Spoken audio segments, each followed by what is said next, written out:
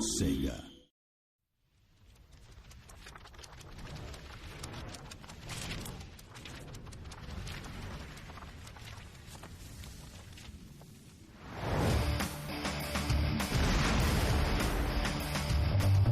Marvel really has led the way in terms of taking their brands and blowing them out and making them ubiquitous everywhere. Our relationship with Marvel has been awesome. We've got a lot of people here that are really familiar with the Marvel Universe and actually the Incredible Hulk.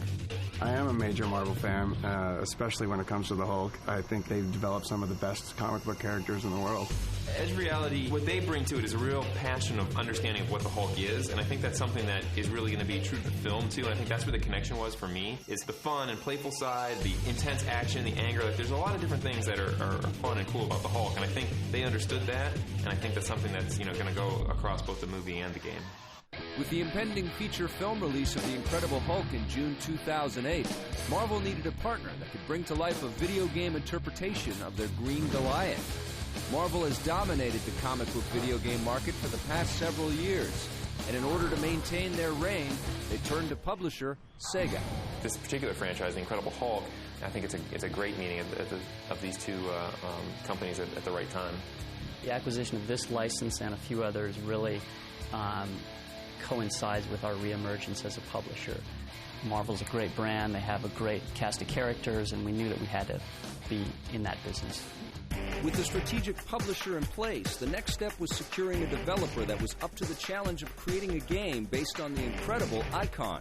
Edge Reality became a very obvious choice to do the Hulk video game. We looked at 8-10 developers or so, and they had an amazing understanding and passion for the Hulk.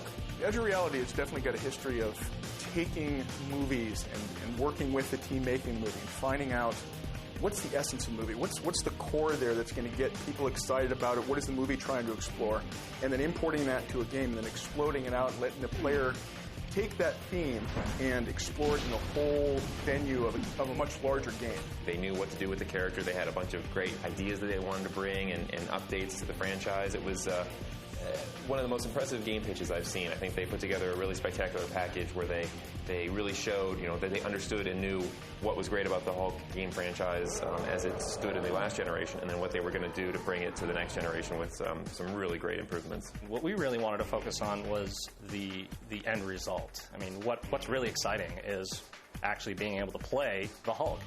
And so we really focused on that aspect of it.